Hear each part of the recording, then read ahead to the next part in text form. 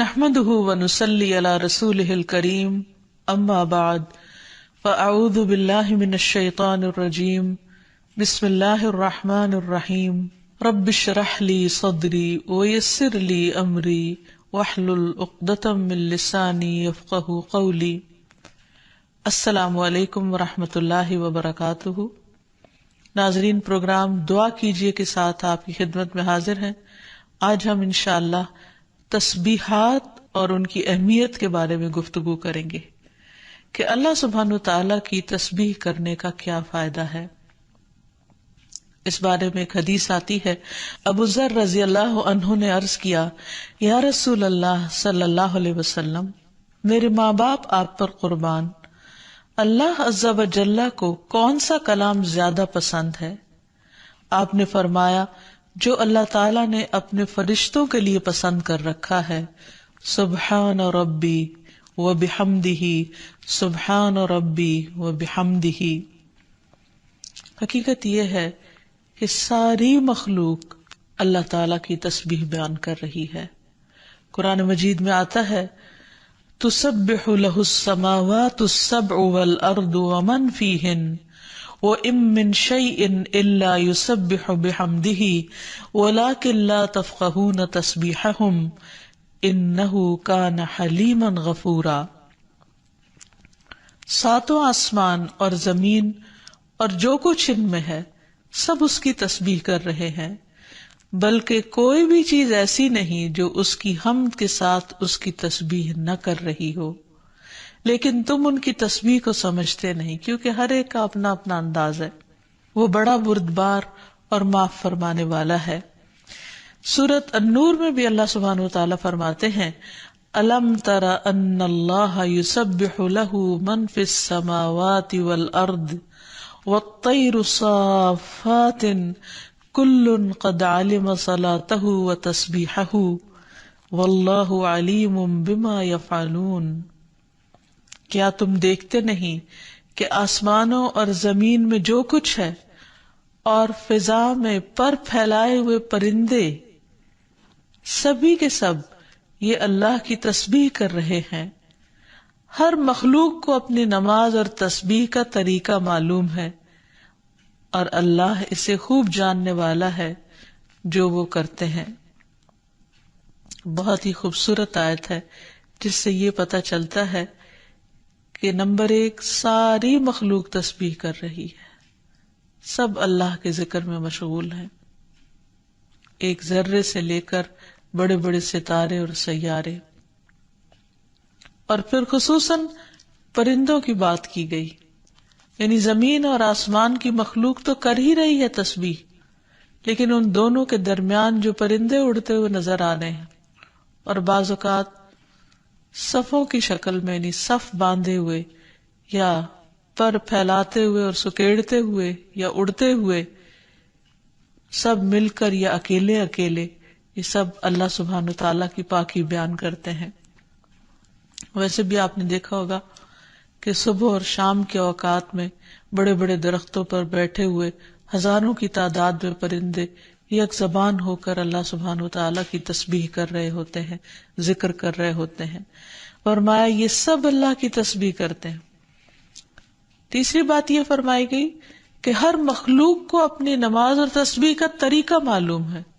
کس قدر دلچسپ اور خوبصورت بات ہے کہ پرندہ ہو یا چیونٹی ہو یا کوئی بڑے سے بڑا جانور ہو یا ستارہ اور سیارہ ہو، ہر ایک کو تسبیح بھی معلوم ہے، یعنی اللہ کا ذکر کیسے کرنا ہے، اور یہ بھی معلوم ہے کہ اس کا کام کیا ہے، وہ کیوں پیدا کیا گیا ہے، یعنی اس کو اپنے مقصد زندگی کا بھی معلوم ہے، اور پھر اللہ تعالیٰ کی عبادت اور اطاعت کے طریقے کیا ہیں، اس کے لیے کون سی راہیں مقرر کر دی گئی ہیں، یہ بھی اس کو خوب معلوم ہے۔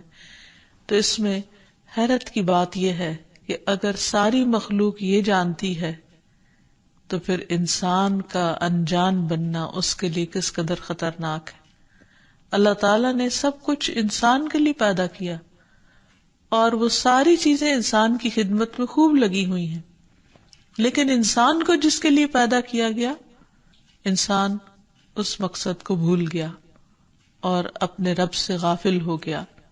تو اس لیے اگر ہم تسبیح نہیں کریں گے تو ہم ساری کائنات سے الگ ہو جائیں گے. وہ سب تو اللہ کے وفادار، فرما بردار، تسبیح گزار، اور ہم اللہ سے غافل.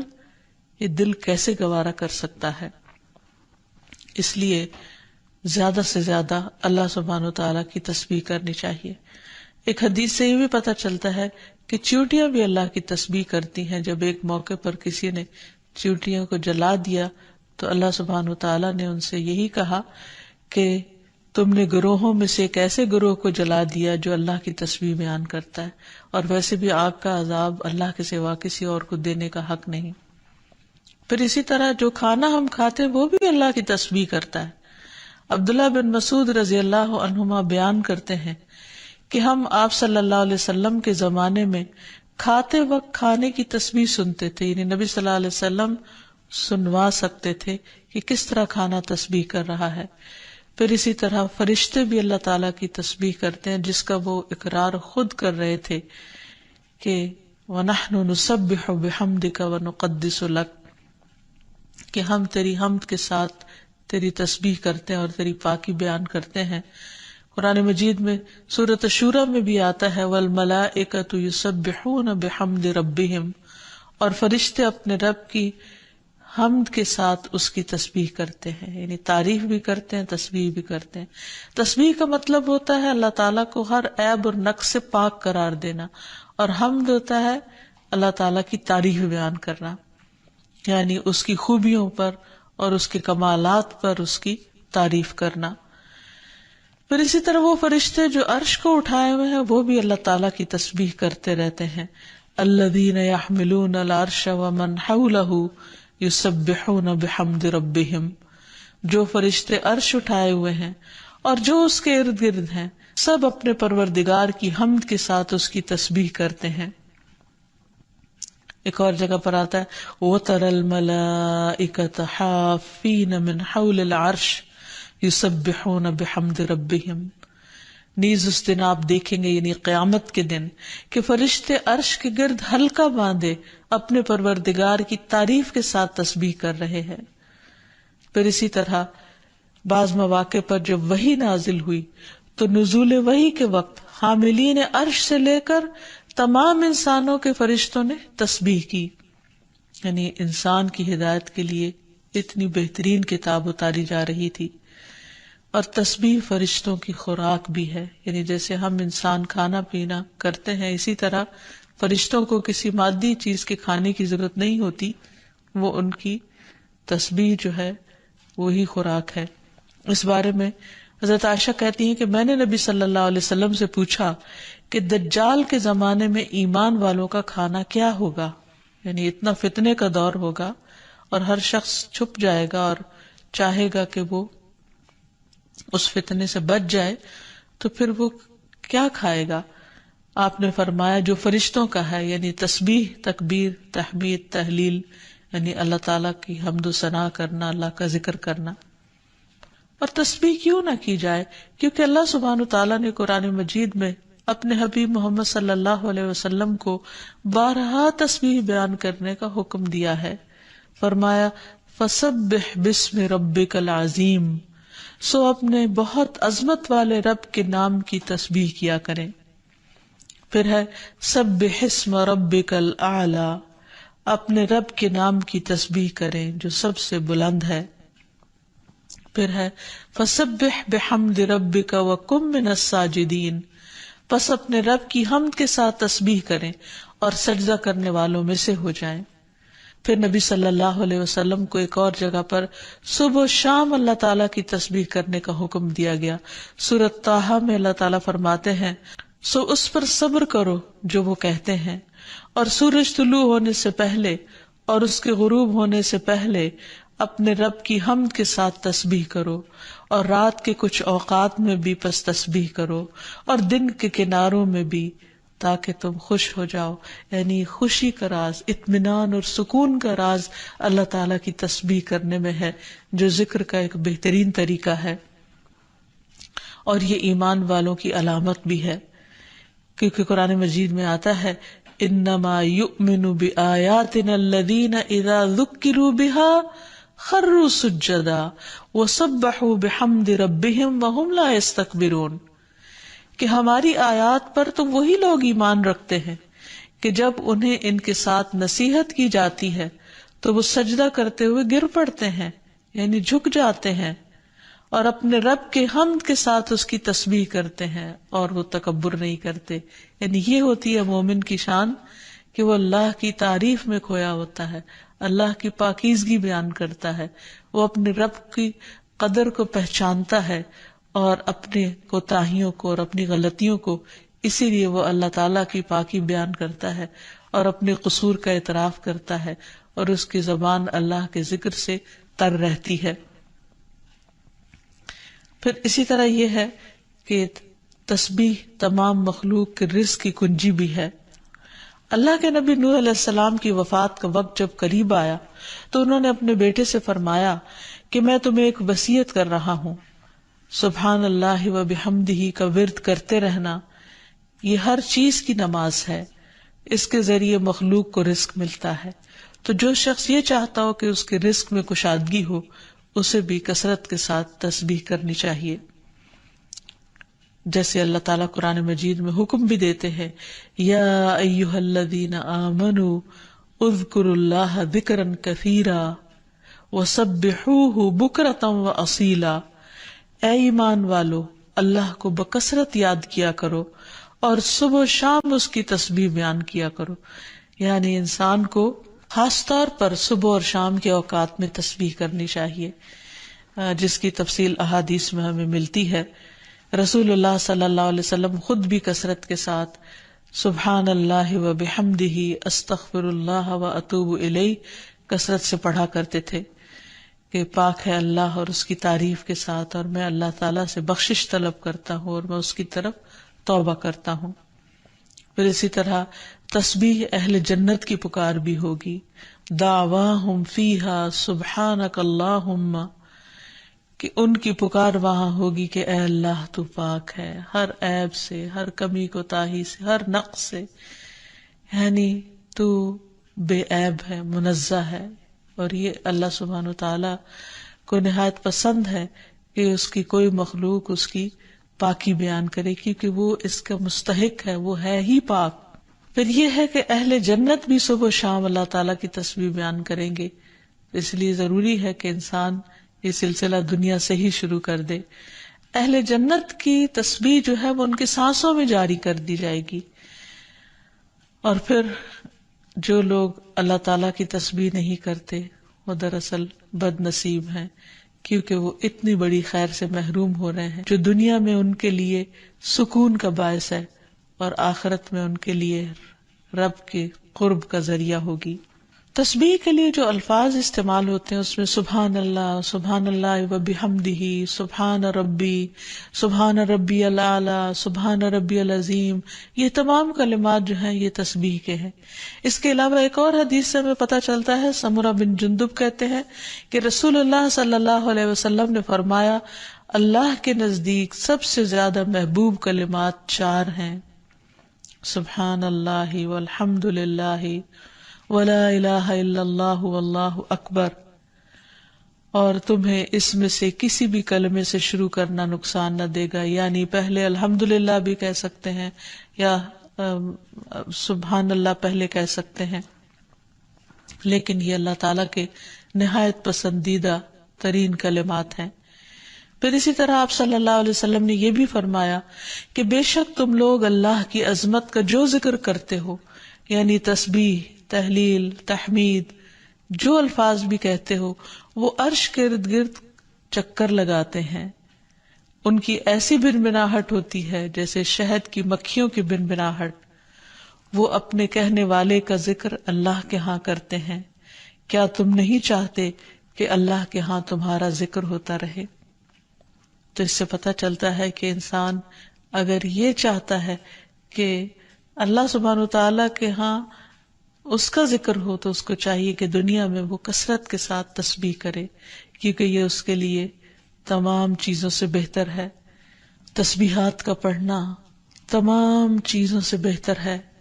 ابو ہریرہ کی روایت میں آتا ہے کہ رسول اللہ صلی اللہ علیہ وسلم نے فرمایا، سبحان اللہ والحمد للہ ولا الہ الا اللہ واللہ اکبر، کہ اللہ پاک ہے اور سب تعریفیں اسی کے لیے ہیں، اللہ کے سوا کوئی معبود نہیں اور اللہ سب سے بڑا ہے۔ یہ کہنا میرے نزدیک ہر اس چیز سے محبوب ہے جس پر سورج طلوع ہو، یعنی بڑے بڑے سونے چاندی کے ڈھیر سے بھی زیادہ پسندیدہ تھا نبی صلی اللہ علیہ وسلم کے نزدیک ان کلمات کا ذکر کرنا، ورد کرتے رہنا۔ پھر اسی طرح یہ کلمات جو زبان پر بہت ہلکے ہیں اور میزان میں بہت بھاری ہیں اور الرحمن کو بہت ہی پیارے ہیں، وہ ہے سبحان اللہ و بحمدہ، سبحان اللہ العظیم۔ پھر ایک بار تسبیح پڑھنے سے زمین و آسمان بھر جاتا ہے۔